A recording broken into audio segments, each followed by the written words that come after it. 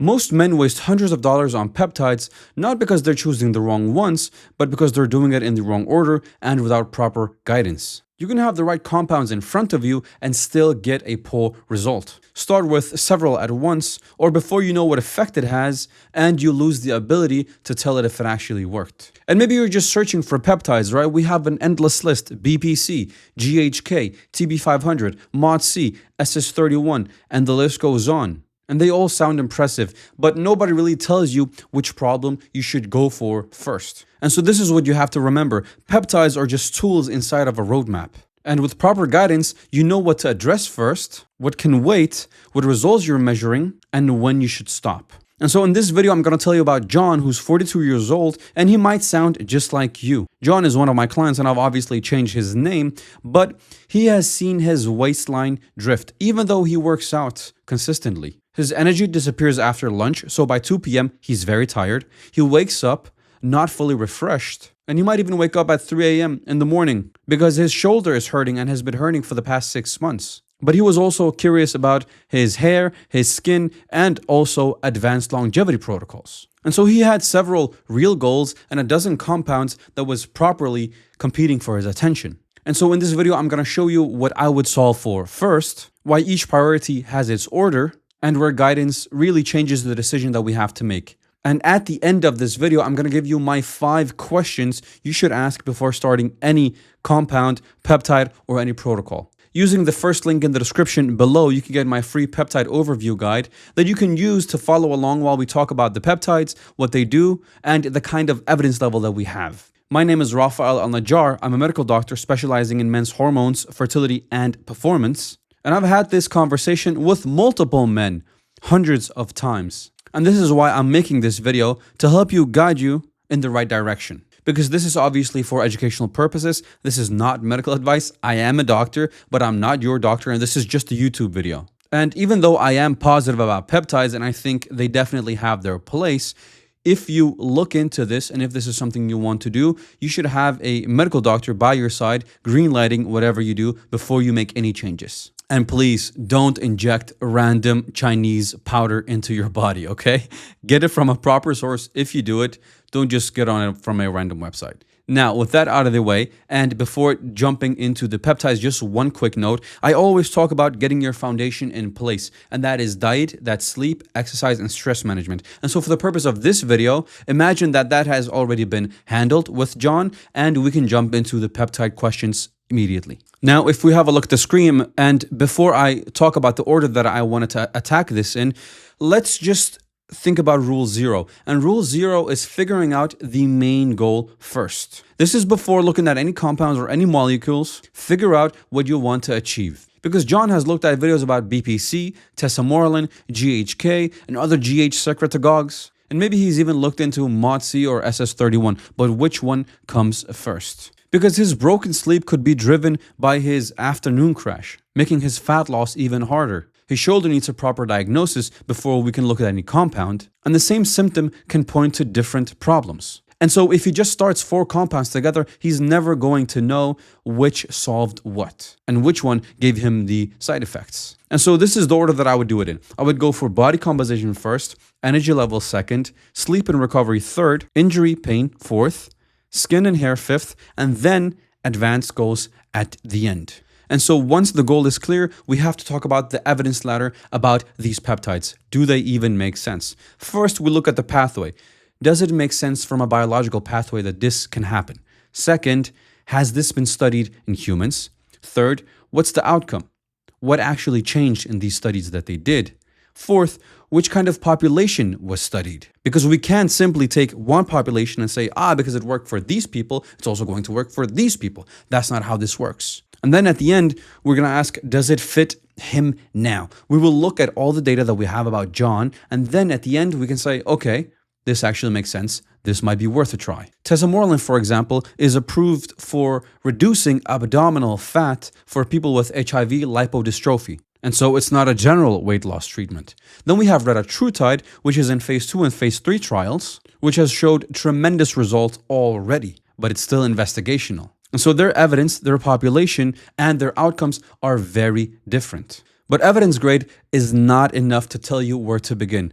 For John, it makes sense for him to have the first priority being improving his body composition. And so for John here, body composition is the clear winner for the first priority because his waist is growing bigger even though he is working out like he's saying he's supposed to do. But body comp also gives us a clear outcome to actually define. But what's the goal exactly here? Is it that the number on the scale is reduced? Is it the amount of visceral fat? Is it appetite control? Or is it keeping your lean mass, so your muscle mass, while dropping weight? Because these are not interchangeable. You could drop weight on the scale while actually losing your muscle mass as well. And that's what most people do when they try to lose weight. Now, talking about retatrutide, in one of their phase 2 trials, they had in a highest dose group a mean weight loss of 24.2% over 48 weeks. That's a serious human result, and this is why I am very positive on this type of category. They also showed that gastrointestinal adverse events were common. Some people increased their heart rate, and obviously it's still investigational, which means it's not out on the market yet. But for anyone familiar with this, that hasn't held many people back who really wanted to get this. You can look on X, on Reddit, and find so many people who has all this anecdotal evidence that it has worked very good for them. Not saying you should do that, just saying that some of that evidence and some of those stories are out there as well. Now, tesamorelin gives us another useful signal because it's a peptide that targets body compositions in a defined population. And so obviously its indication is very narrow, and for people who use this, they have to monitor IGF-1 and glucose because you could be at risk of developing diabetes. So these are just some of the peptides. I'm not saying you should get on any of these, but this should be enough for your own research as well. Again, ask yourself first, is it the scale weight? Is it the visceral fat, appetite control, or is it the lean mass preservation you are after? Because that will give you different answers. And so my sequence with these things is always eligibility first with a proper diagnosis, then evidence matched second. So do we have the evidence for this type of scenario? And then monitoring around the actual intervention. Now, body composition is very apparent. It's very easy to spot. But fatigue and energy is really where weak evidence can sound very strong. So we're going to go into that next. Now, let's talk about priority 2. Now, energy comes next because once John's metabolic context is clearer, we can ask whether the afternoon crash is the actual bottleneck. And so mitochondrial peptides are very fascinating, but fatigue alone will not tell us which one to use or go for. SS31 was improved for Barth syndrome. This happened in 2025, and this was to help muscle strength in patients. In a separate trial with 218 people, it didn't really beat placebo for people with mitochondrial myopathy. And the way they tested that was looking at both walking distance and fatigue at 24 weeks. Now, MOTS-c is something that's a little bit earlier on the evidence ladder, but this is something that I'm following with genuine interest. And currently there is a phase 2A trial that is recruiting, and we don't have any data for that yet. So I'm very much looking forward to see what they come out with. And by the way, if you want a video on some of these mitochondrial peptides, SS31 or MOTS-c, let me know in the comments below. Because it's very interesting with the mitochondria, because the mechanism can clearly make sense and might even improve a lot of people's energy and fatigue levels. But we don't have much data on it yet. And the same goes for our next priority, which is sleep, recovery, and muscle. And this is where some of the growth hormone and growth hormone secretagogues really come into place. And what happens? So we have CJC1295, right? That gives us a GHRH signal. And then we have ipamorelin, which can induce a GH pulse, which then increases IGF-1 activity in the liver, and then body-wide effects. That's the theoretical pathway, at least. And so even though you get a bigger pulse, it doesn't mean or doesn't prove that you will sleep better, recover better, or put on more muscle. It might as well mean that you retain more fluid, your glucose level changes your glucose sensitivity, so you increase your risk of diabetes, and elevated IGF-1 is not something you want to have if you have a tumor inside of your body that you don't know of. And this brings us back to the customization of some of these protocols, because just because you've heard about GH, ipamorelin, CJC, all of these peptides and hormones, they will have different effects. Now, we can look at 3 different men, right? 20-year-old man who's a bodybuilder, his goal is increasing his physical performance. Then we have a 42-year-old founder who has untreated sleep apnea. And then we have a 55-year-old executive who his glucose control So his insulin sensitivity is worsening. Because you could give them the exact same peptide and they would have 3 different results from it. And this is why they shouldn't immediately receive the same treatment, just because the pathway makes sense from a theoretical perspective. And so once sleep, metabolic context, and the goals are clear, we can judge whether this pathway really deserves a place. And I'll give you an even clearer example with one of my clients, Derek, whose story I'm sharing obviously with permission.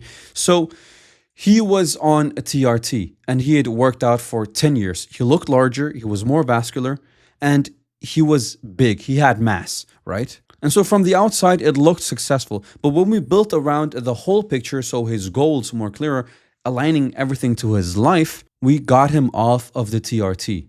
His mental clarity improved, his sleep improved, and he was way more direct in terms of what he wanted and could then spend his energy and his time getting that. For him, that was focusing on his businesses and his work. For others, it could have been seeking a new relationship or improving the relationship they already have with their wife and their kids. And this is the work that we do in the Apex Performance Group. I like to connect the goals, the symptoms, the overall setting that some of these men come to me and ask me for advice about. So they don't just look successful on the outside, but actually feel successful and feel they improve without needing a crutch to lean on like TRT can be sometimes. Now, obviously, I am a TRT doctor. I give out testosterone every single day, but it's not always the right decision. For some men, it definitely makes sense. For Derek, it didn't make sense. And for him, it was way better to actually get him off of it so he could align his life with the goals and the things that he really wanted to achieve. If that sounds like you and you don't just want a compound or something to use as a crutch, you can look at the Apex Performance Group. There's going to be a link in the description for that as well. Now, I'll be honest, it's usually for men who have more money than they have time. And it's also for men who really want a proper result. So if that sounds like you, check out the link in the description. And also, if you haven't done it already, download the free peptide overview guide to follow along the rest of this video. That guide is also going to show you the evidence-led path, because that is going to be very important when we talk about the next thing, which is priority 4, injury and pain. And this is where John mentioned his shoulder that had hurt for 6 months. And so his shoulder comes forth because we want a clearer systemic picture, then a clear diagnosis, and a functional target. And so just remember that pain, function, and tissue repairs are different endpoints when we look at some of these peptides. But the first one is BPC. This is probably the most known recovery peptide out there. It has extensive animal research, but we still lack some human evidence in gut, joint, and muscle recovery. We have a lot of anecdotal evidence, though, from people that you can look up yourself on X, on Reddit. Not because those are the best places to look for guidance all the time, but we have to respect that some people, they share their lives and they share that they do some of these N=1 studies on themselves. And that's also why I'm very excited about the coming studies about BPC. Second one is TB500, or as someone would call thymosin beta 4. Again, here, the repair biology is definitely worth following, but we still need clinical data about that. The last one, which is a little bit newer in the mainstream, if you can call it that, peptide mainstream news, is KPV. It has an anti-inflammatory mechanism, but obviously we still need some human data. And even when the FDA looked at some of these peptides in their recent meeting, they also lacked human exposure data. And these are very important research conversations, but we have a missing bridge because we might have animal mechanism, but we still need the human trial and the human outcome in the end. For an injury, I would always prioritize diagnosis, rehabilitation, and then a functional endpoint. And then if you have a doctor that finds that something like BPC or TB500 is useful, then that makes sense for you. But just like we have different peptides, we also have different routes and different ways to actually take them. This is why this matters next. Because with the skin and hair peptides, that becomes obvious. Now, there's obviously also a reason that skin and hair is the 5th priority. They're not driving his crash, his bad sleep, or his broken shoulder. Even though that some people argue that GHK-copper is also improving recovery. But like I said before, route really matters here, right? Because we have topical GHK-copper, which has been studied in people with small and formulation-specific results. But the injectable GHK-copper, which some people talk about having a place for improvement of recovery, that still needs their own human bridge. We still don't have that data. But I'm still very positive about GHK-Copper. Obviously, understand that the route matters because we have a small hair study, but the issue is they used GHK in a combination, so we couldn't really isolate its independent effect. But again, if you have a physician, a doctor, someone who finds a place for GHK-Copper in a protocol, sure, it could make sense. Now, when we don't even have clear evidence in terms of which route to use for something like GHK, it only becomes worse for some of the peptides that are talking about broad cognition, immunity, and longevity claims. Well, that's what we're going to talk about next. Now, that's why the advanced options come last, because their goals are harder to measure and they're broader. Now, it's definitely fascinating for cognition, for immunity, and for longevity.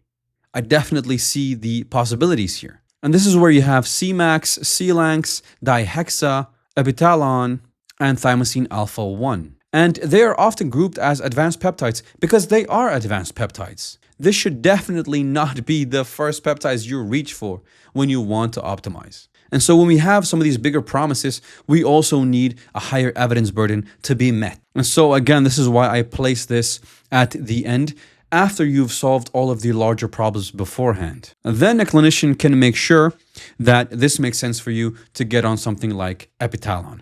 And so with all these peptides, especially the advanced ones, you need a clear reason and a measurable result. And so next we're going to talk about what makes each peptide earn their place in a protocol. And so these are my 5 steps. The first one is goal. It has to be one observable outcome. Second, establish your baseline, because this is the context that changes the whole answer to what you should do. This is where you look at symptoms, history, medication, fertility plans, cancer history, and then which intervention or which compound you want to use. Third is the evidence, right?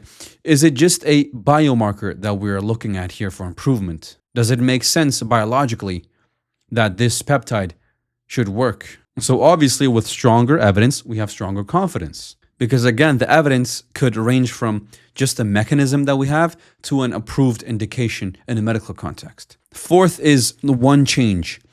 Focus on one thing that you want to measure and then you want to improve. Because if several variables move together, it's going to be hard for you to gauge whether the peptide or the compound or whatever you did gave you the side effects or it actually improved what you were looking for and what did what. The fifth is maybe the most important one.